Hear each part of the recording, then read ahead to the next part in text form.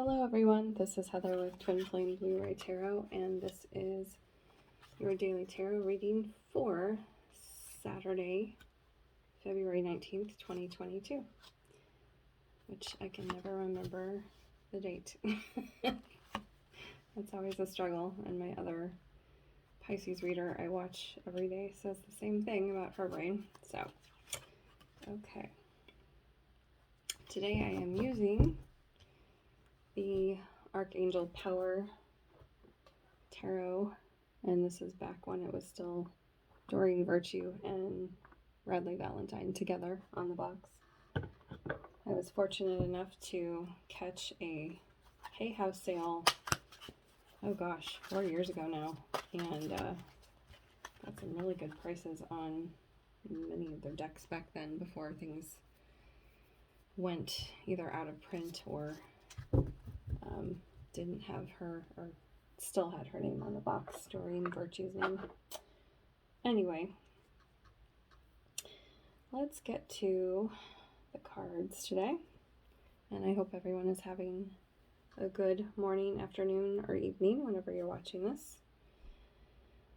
Okay, actually I think I'm going to try and show you, if I can, this angle of the cards and what's on the table so far. Okay, sorry if that's wobbly.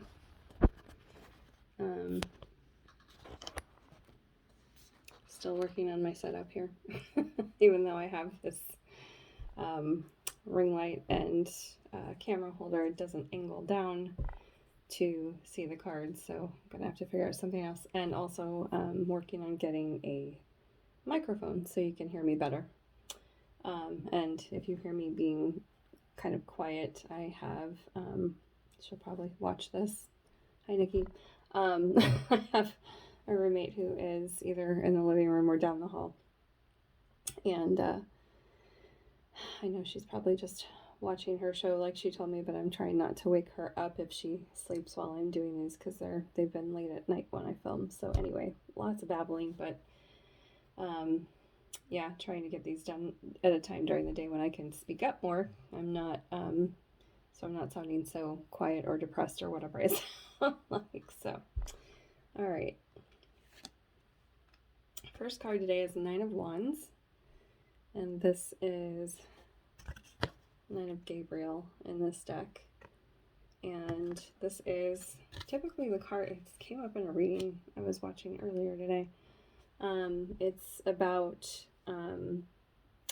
the way it comes up for me a lot lately is walls up versus healthy boundaries up, and this is in reverse. So to me it's like learning that lesson of letting go of walls and learning how to just hold healthy boundaries. Every time we're in a situation where we're put on the defense, it teaches us that. But also it feels like some of you coming out of a sticky situation, a stuck situation with someone who's been difficult, and all of a sudden it just feels like being freed from that. So this is good energy for the first card out for today, because it feels like a lot of us have been stuck in these weird situations that maybe we haven't been stuck in for a while, but there's been some big challenges and lessons happening with that. So second card, Queen of Ariel, which is the Queen of Pentacles. You would think the green would be love and this would be or this would be love and vice versa, but this is actually in this deck, if you have it or if you've seen it, this is the money card, the Pentacles card, and abundance. And Pentacles can still talk about relationships, but it's all things 3D, physical, all of that good stuff. So we had her yesterday, I want to say, Queen of Pentacles in reverse. So here she is again as the second card out, and I think she was in reverse yesterday too. So dealing with abundance issues, maybe some stuck abundance. And even, yeah, we have 3 threes here. So we have the Three of Cups. So it's a celebration, but it's in reverse. So something that should have been a good opportunity or something celebrated has kind of upended. And then this other Pentacles card over here, the Three of Pentacles, is working with other people, collaborations, can be raises and being, it's more the Three of Wands. No, it's this one too. Being recognized for what you've done. Can be raises, promotions, things like that as well. We had the Two of Pentacles yesterday, so this is a good step up from that. And then the other Pentacles card, why are these? Oh, this one's in reverse. Two of them are in reverse, so it's going to drive me nuts, little pieces of cards falling on the table because I use them so much. The Eight of Pentacles been in reverse. This is day-to-day work. This is bringing in money. But there's, when this goes into reverse, it's like a disruption. There's been a disruption to your day-to-day flow. And this is definitely one of those moments. So again, with the Nine of Wands right over that, it's kind of the universe, it feels like for the collective, for many people, throwing kind of a monkey wrench into the day-to-day routines and throwing in some difficult people into the mix, because unfortunately that's how we see ourselves and grow the most. So it's not fun, but that is what's going on. And then we have two major arcana cards. Oh, it's a 9 and an 18. So we have the Moon, which is things that are hidden and need to be revealed. We just had a full moon, so maybe coming up for the new moon within the next couple of weeks, some more things will be revealed. And funny enough, we have the Epiphany card, which I believe is the Hierophant, the Hermit card. So some time alone, some reflection, learning more about yourself and learning things that are inside of you. Again, the things that are hidden could be coming out from inside of you, because all of these other challenges are bringing stuff out of us that we probably didn't even want to have to deal with, or learning how to deal with other people in difficult situations. So more things being revealed in the next couple of weeks, and then spending time alone to just meditate, think, will help clear your head and see kind of the path forward from this. I was going to say way out, but it's not really about a way out. The universe is providing that, I think. But it's the next steps forward, and you'll see better things coming, basically. Okay, and then the last card before we get to this extra card over here, the Seven of Raphael, which is the Seven of Cups, and this is kind of the, I'll let you see it closer, it's got gorgeous colors in it. Trying not to get that glare, but it's not working.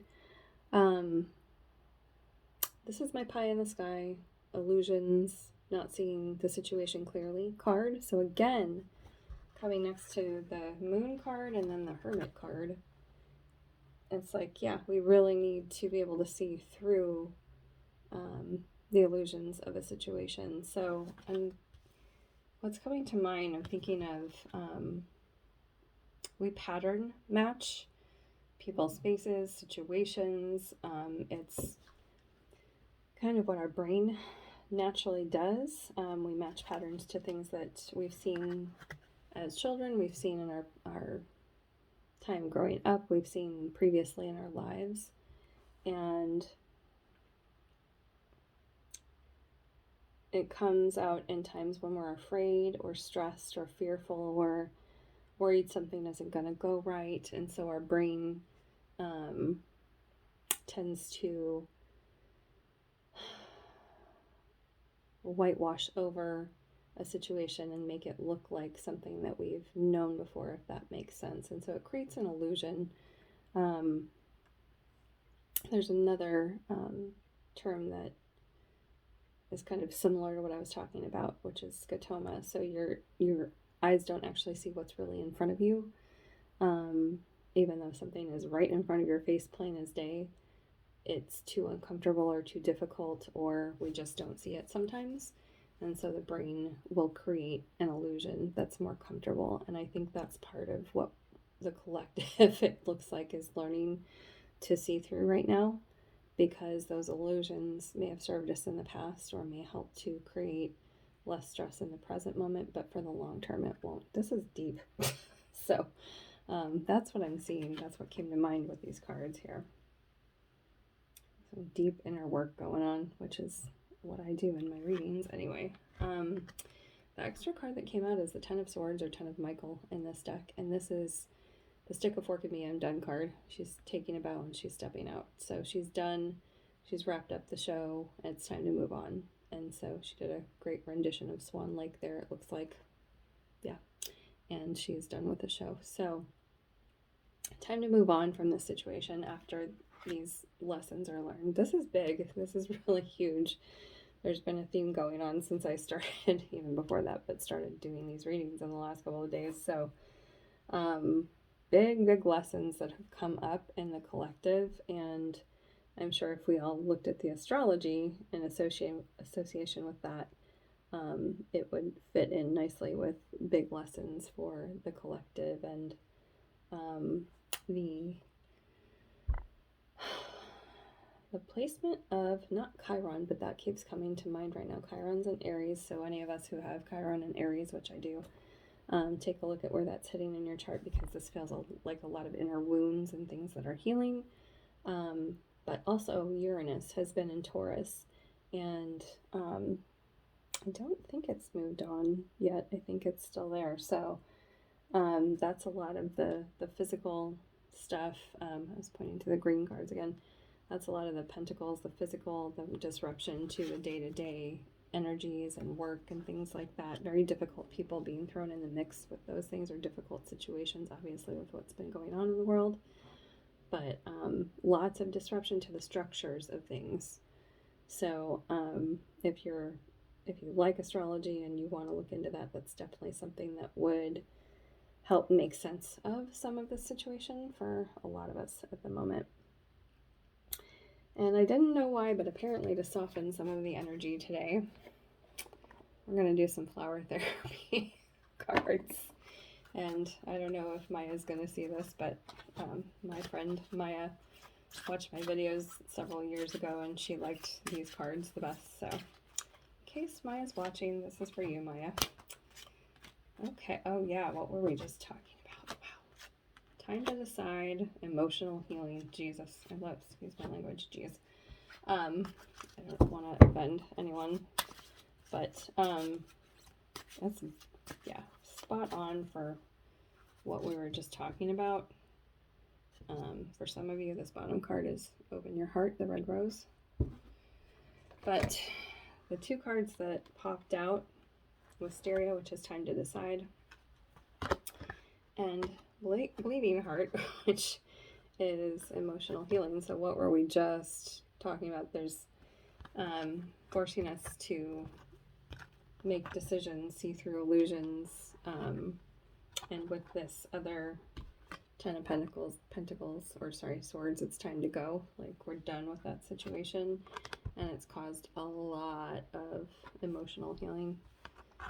My intuition and my spirit guides and angels are never wrong. I'm like, why are we doing flower therapy today? This is why. So I really love these two cards to wrap up the energy of this reading. How gorgeous today. So yeah, thank you all for those of you who have started watching my videos. Again, hello to Run Amok Girl, because you have been with me for, oh my gosh, since we all started. A bunch of us started channels. There was a different channel even back in 2010. And yeah, I wanted to say, I hope this is okay to say, but something about you and your daughter used to watch my channel, and I just wanted to give a big thanks and shout out to you guys, because you mean a lot to me and to anyone else who is watching or has come back to watch. Just wanted to say hello and thank you, because I have come to find out tarot really is the way that I put my